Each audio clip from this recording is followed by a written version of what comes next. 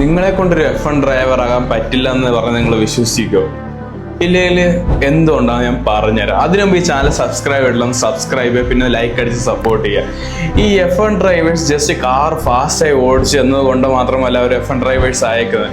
Like ട്രാക്കിൽ അവർ corners approach ചെയ്തെങ്കിൽ അവരെ 6G ഗ്രാവിറ്റേഷൻ ഫോഴ്സ് ആണ് ഫേസ് ചെയ്യേണ്ടി വരുന്നത്. എന്ന് പറഞ്ഞാൽ നമ്മുടെ ബോഡി വെയിറ്റിന്റെ 6 ടൈംസ് ആയിരിക്കും അവർ കോർണേഴ്സിലോട്ട് പുഷ് ചെയ്യുക. ഓക്കെ, ഇത് പോട്ടെ വിചാരിക്കാം. അവിടെ റിഫ്ലക്സ് ടൈമിനെ കുറിച്ച് പറഞ്ഞല്ലോ, നമ്മളൊന്ന് കണ്ണടച്ച് തുറക്കുന്ന സമയം കൊണ്ട് അവർ ട്രാക്കിൽ എന്ത് സംഭവിക്കുന്നു മനസ്സിലാക്കുക. എന്ന് പറഞ്ഞാൽ 0.2 സെക്കൻഡ്സിനേക്കാളും കുറവാണ് അവരുടെ റിഫ്ലക്സ് ടൈം. ഓക്കെ, ഇതൊക്കെ നമുക്ക് ട്രെയിനിങ്ങിൽ നിന്ന് അച്ചീവ് ചെയ്യാൻ തന്നെ ഇരിക്കട്ടെ. സോ നമ്മൾ നമ്മുടെ 5ാം വയസ്സിൽ തന്നെ കാർട്ടിങ് തുടങ്ങി. ഈ കാർട്ടിങ്ങിൽ നിന്ന് F1 ഒരു സീറ്റ് കിട്ടാന്ന് പറഞ്ഞ് വലിയൊരു ഇൻവെസ്റ്റ്മെന്റ് ആവശ്യമുണ്ട്. ഇവിടെ നമ്മൾ ലക്ഷങ്ങളുടെ കാര്യമല്ല പറഞ്ഞത്, ഇവിടെ കോടികളുടെ ഇൻവെസ്റ്റ്മെന്റ് ആണ്. ഈ F1 ഫോർമുല 1 എന്ന് പറഞ്ഞാൽ ജസ്റ്റ് സ്കില്ലിന്റെ ബേസിലല്ല, നമ്മുടെ വെൽത്ത്, നമ്മുടെ ഹെൽത്ത്